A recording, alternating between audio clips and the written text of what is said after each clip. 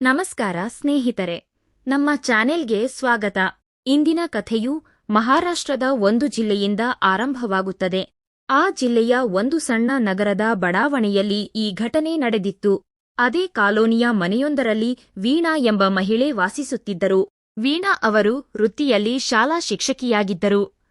ಅವರು ಪ್ರತಿದಿನ ಬೆಳಿಗ್ಗೆ 9 ಗಂಟೆಯ ಸುಮಾರಿಗೆ ಶಾಲೆಗೆ ಬೋಧನೆ ಮಾಡಲು ಹೋಗುತ್ತಿದ್ದರು.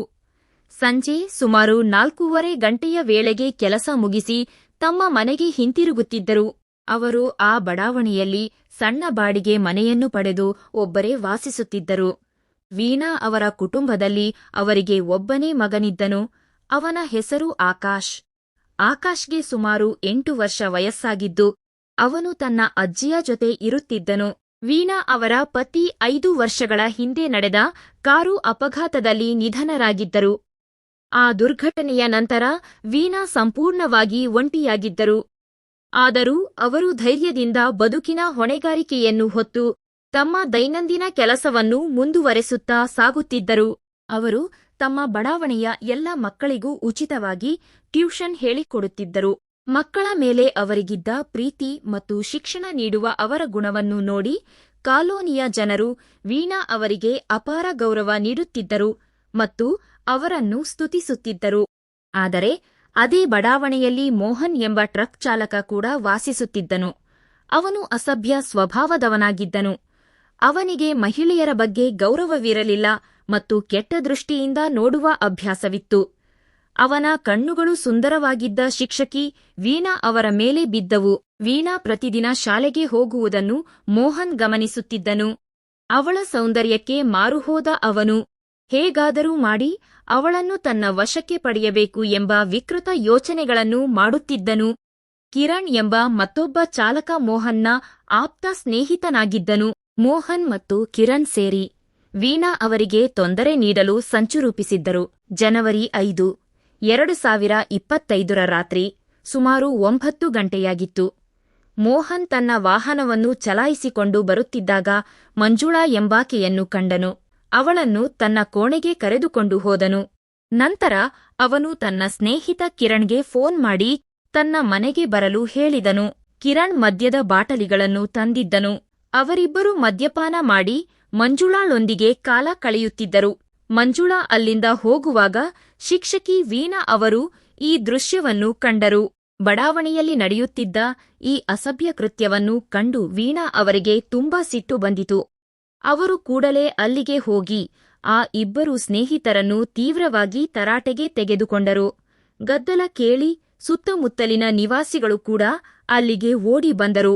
ವೀಣಾ ಎಲ್ಲರ ಮುಂದೆ ಮೋಹನ್ನನ್ನು ಗದರಿಸಿ ಕಾಲೋನಿಯ ವಾತಾವರಣ ಹಾಳು ಮಾಡುತ್ತಿರುವುದಕ್ಕೆ ಅವನಿಗೆ ಕಪಾಳಮೋಕ್ಷ ಮಾಡಿದರು. ಇದರಿಂದ ಅವಮಾನಿತನಾದ ಮೋಹನ್, ಒಂದು ದಿನ ನಿನ್ನನ್ನು ಇಲ್ಲಿಂದಲೇ ಎತ್ತಿಕೊಂಡು ಹೋಗಿ ನಿನ್ನ ಘನತೆಗೆ ಧಕ್ಕೆ ತರುತ್ತೇವೆ ಎಂದು ಬೆದರಿಕೆ ಹಾಕಿದನು. ಜನರು ಮಧ್ಯಪ್ರವೇಶಿಸಿ ಜಗಳವನ್ನು ನಿಲ್ಲಿಸಿದರು. ಆದರೆ ಮೋಹನ್ ಮತ್ತು ಕಿರಣ್ ಸೇರಿ ವೀಣಾ ವಿರುದ್ಧ ಸೇಡು ತೀರಿಸಿಕೊಳ್ಳಲು ಕಾಯುತ್ತಿದ್ದರು. ದಿನಗಳು ಕಳೆದವು. ಒಂದು ದಿನ ಸಂಜೆ ವೀಣಾ ಅವರಿಗೆ ಅವರ ತಾಯಿ ಫೋನ್ ಮಾಡಿ ತಮ್ಮ ಆರೋಗ್ಯ ಸರಿ ಇಲ್ಲವೆಂದು ತಿಳಿಸಿದರು. ತಾಯಿಯ ಮಾತನ್ನು ಕೇಳಿ ವೀಣಾ ಮರುದಿನವೇ ತಮ್ಮ ಊರಿಗೆ ಹೋಗಲು ನಿರ್ಧರಿಸಿದರು. ಬೆಳಿಗ್ಗೆ 11 ಗಂಟೆಗೆ ವೀಣಾ ಮನೆಯಿಂದ ಹೊರಬಂದು ಬಸ್ ನಿಲ್ದಾಣಕ್ಕೆ ತಲುಪಿದರು. ಈ ವಿಷಯವನ್ನು ರಾಜೇಶ್ ಗಮನಿಸಿ ತಕ್ಷಣ ತನ್ನ ಸ್ನೇಹಿತ ಮೋಹನ್ನಿಗೆ ಫೋನ್ ಮಾಡಿ ಮಾಹಿತಿ ನೀಡಿದನು. ಇಬ್ಬರು ಹೆಲ್ಮೆಟ್ ಧರಿಸಿ ಬೈಕ್ ಮೇಲೆ ಬಸ್ ಅನ್ನು ಹಿಂಬಾಲಿಸಲು ಆರಂಭಿಸಿದರು. ಸುಮಾರು 3 ಗಂಟೆಗಳ ನಂತರ ವೀಣಾ ಅವರ ಗ್ರಾಮಕ್ಕೆ ಹತ್ತಿರವಿರುವ ನಿಲ್ದಾಣದಲ್ಲಿ ಬಸ್ ನಿಂತಿತು. ಅಲ್ಲಿಂದ ಗ್ರಾಮಕ್ಕೆ ಹೋಗಲು ಯಾವುದೇ ಆಟೋ ಅಥವಾ ವಾಹನಗಳ ಸೌಲಭ್ಯವಿರಲಿಲ್ಲ. ವೀಣಾ ಅವರು ಒಬ್ಬರೇ ನಿರ್ಜನವಾದ ರಸ್ತೆಯಲ್ಲಿ ನಡೆದು ಹೋಗಲು ಪ್ರಾರಂಭಿಸಿದರು. ರಸ್ತೆಯ ಎರಡೂ ಬದಿಯಲ್ಲಿ ದಟ್ಟವಾದ ಹೊಲಗಳಿದ್ದವು. ಇದೇ ಸರಿಯಾದ ಸಮಯವೆಂದು ಭಾವಿಸಿದ ಮೋಹನ್ ಮತ್ತು ಕಿರಣ್ ವೀಣಾ ಅವರ ಮುಂದೆ ಬೈಕ್ ನಿಲ್ಲಿಸಿ ಹೆಲ್ಮೆಟ್ ತೆಗೆದು ಬೆದರಿಕೆ ಹಾಕಿದರು. ಆಯುಧ ತೋರಿಸಿ ಬೆದರಿಸಿದ ದುಷ್ಕರ್ಮಿಗಳು ವೀಣಾ ಅವರನ್ನು ಬಲವಂತವಾಗಿ ಹೊಲದೊಳಗೆ ಎಳೆದುಕೊಂಡು ಹೋದರು. ಅವರ ಕೈಕಾಲುಗಳನ್ನು ಕಟ್ಟಿ ಬಾಯಿಗೆ ಬಟ್ಟೆ ತುರುಕಿ ಕಿರುಚದಂತೆ ಮಾಡಿದರು.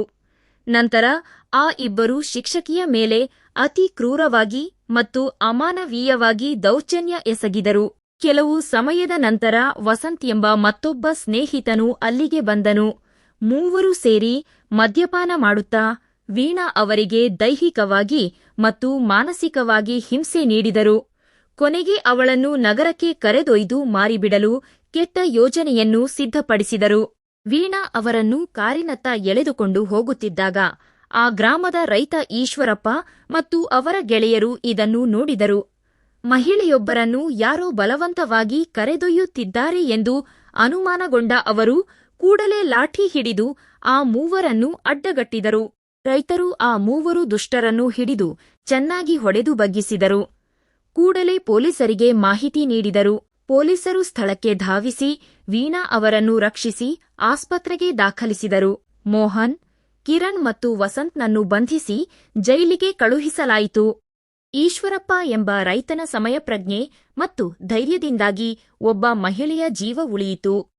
ಸಮಾಜದಲ್ಲಿ ಇಂತಹ ದುರುಳರ ಬಗ್ಗೆ ನಾವು ಸದಾ ಜಾಗರೂಕರಾಗಿರಬೇಕು ಎಂಬ ಆಶಯದೊಂದಿಗೆ ಈ ಕಥೆಯನ್ನು ಮುಕ್ತಾಯಗೊಳಿಸುತ್ತಿದ್ದೇವೆ.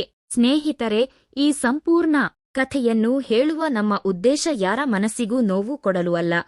ಬದಲಾಗಿ ಸಮಾಜದಲ್ಲಿ ನಡೆಯಬಹುದಾದ ಅಪಾಯಗಳ ಬಗ್ಗೆ ಜಾಗೃತಿ ಮೂಡಿಸಲು ಮತ್ತು ಎಲ್ಲರೂ ಎಚ್ಚರಿಕೆಯಿಂದ ಇರಬೇಕು ಎಂಬ ಸಂದೇಶವನ್ನು ನೀಡುವುದೇ ನಮ್ಮ ಉದ್ದೇಶವಾಗಿದೆ. ವೀಕ್ಷಕರೇ, ನಿಮಗೆ ಈ ಕಥೆಯ ಬಗ್ಗೆ ಇರುವ ಅಭಿಪ್ರಾಯಗಳನ್ನು ಕಮೆಂಟ್ ಬಾಕ್ಸ್ನಲ್ಲಿ ತಿಳಿಸಿ. ಇಂತಹ ಮುಂದಿನ ಕಥೆಗಳಿಗಾಗಿ ನಮ್ಮ ಚಾನೆಲ್ ಅನ್ನು ಸಬ್ಸ್ಕ್ರೈಬ್ ಮಾಡಿ. ಧನ್ಯವಾದಗಳು.